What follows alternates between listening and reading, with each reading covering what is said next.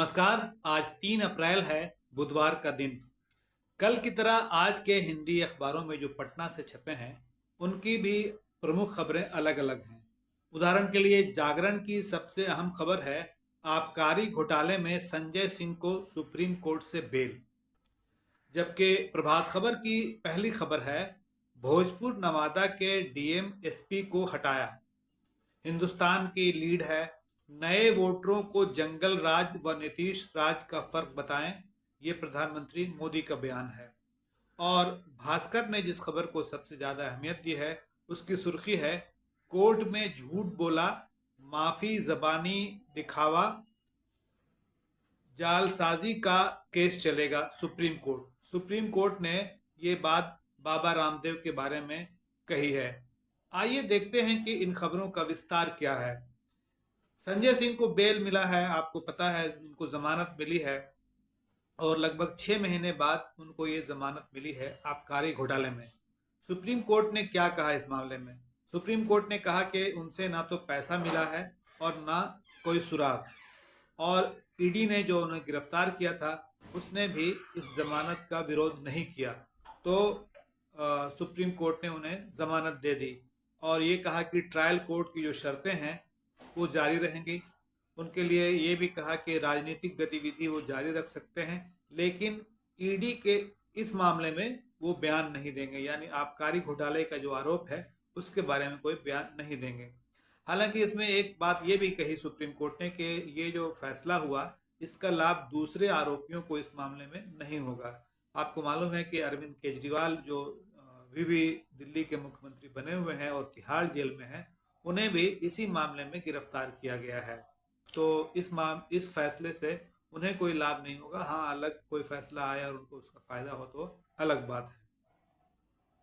अब आते हैं डीएम और एसपी के बदलने की खबर के बारे में। जो प्रभात खबर की सुर्खी है, वो नवादा और भोजपुर के डीएम बदली गए हैं, एसपी भी वहाँ इन दोनों जगह के बदले गए हैं। आपको याद होगा इससे पहले गृह सचिव भी बिहार के बदले गए थे। तो अक्सर लोगों की शिकायत रहती है या विभिन्न राजनीतिक दलों की शिकायत रहती है, उसके आधार पर चुनाव आयोग ये फैसला करता है। और चुनाव आयोग के फैसले के अनुसार भोजपुर के डीएम राजकुमार और एसपी प्रमोद यादव, इसी तरह नवादा के डीएम आशुतोष वर्मा और एसपी अम्बरीश राहुल को हटा दिया गया है। चुनाव आयोग ने बिहार के मुख्य सचिव से 3-3 अधिकारियों के नाम मांगे हैं और तब तक जो है प्रभारी अधिकारियों की नियुक्ति की बात कही है। प्रधानमंत्री मोदी के संबोधन को हिंदुस्तान अखबार ने सबसे ज्यादा अहमियत दी है।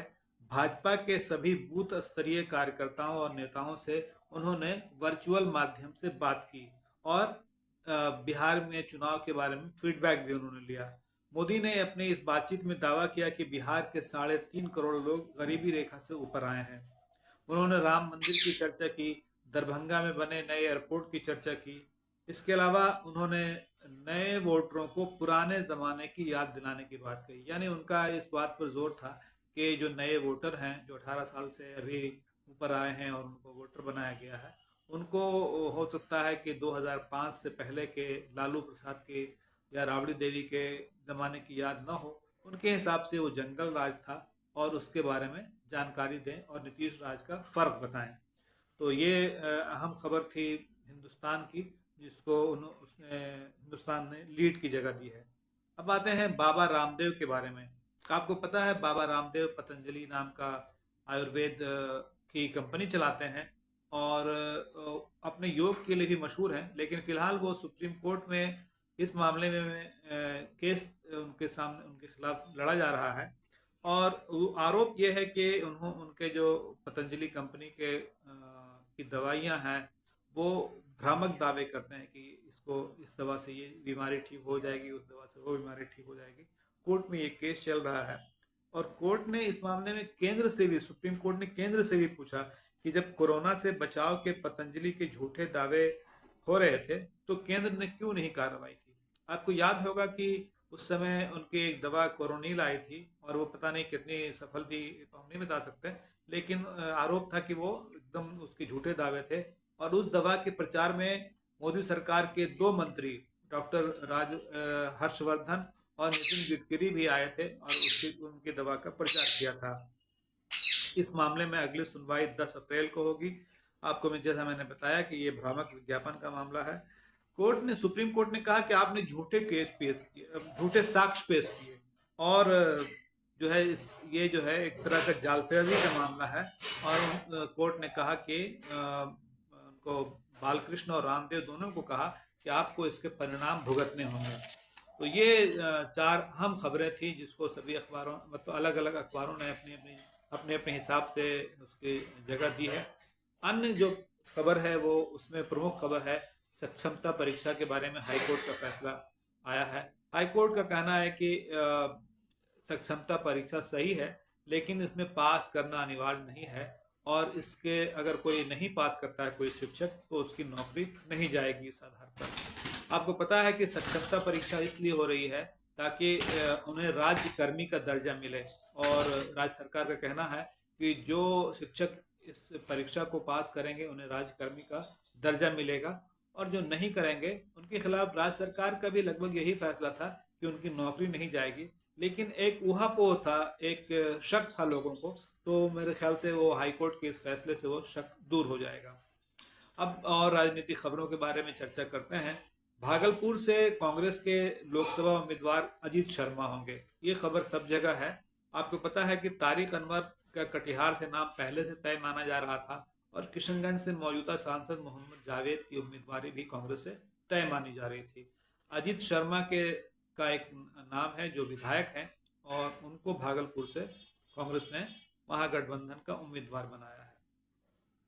एक और महत्वपूर्ण खबर है जिसकी चर्चा हमने कल भी की थी, वो है अजय निषाद के बारे में। ये भाजपा के सांसद रहे हैं, और उनका जब टिकट कट गया तो उन्होंने कांग्रेस में शामिल होने का फैसला किया। कल इसकी चर्चा थी कि वो शामिल होंगे, और आज खबर आ गई कि वो शामिल हो भी गए।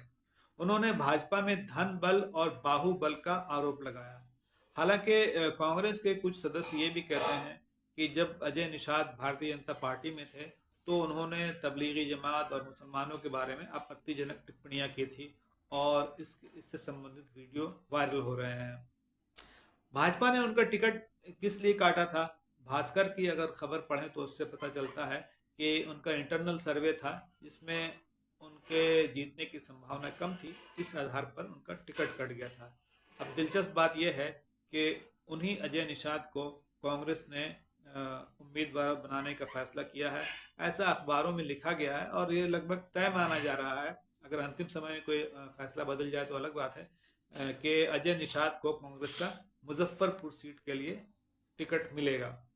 और अंत में एक खबर केरल से, भास्कर ने ये खबर दी है कि केरल में जो स्वास्थ्य वगैरह की बेहतरी हुई है उसका असर जो है वोटरों पर भी पड़ा है, और वो ये है कि जो 80 प्लस के यानी जिनकी उम्र 80 से ज़्यादा हो चुकी है, वैसे वोटरों की संख्या नए वोटरों के मुकाबले में 57% अधिक है।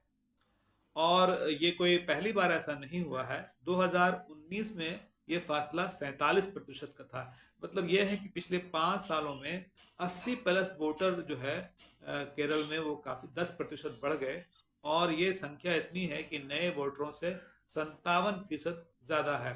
तो ये वहाँ की बेहतर स्वास्थ्य सेवा को इसके लिए जिम्मेदार माना जाता है, और बाकी राज्यों के बारे में ऐसी कोई खबर हमारे पास नहीं है। तो आज के अखबारों की ये प्रमुख सुर्खियां थी, प्रमुख खबरें थी। आपके साथ एक बार फिर मुलाकात होगी, तब तक के लिए शुक्रिया।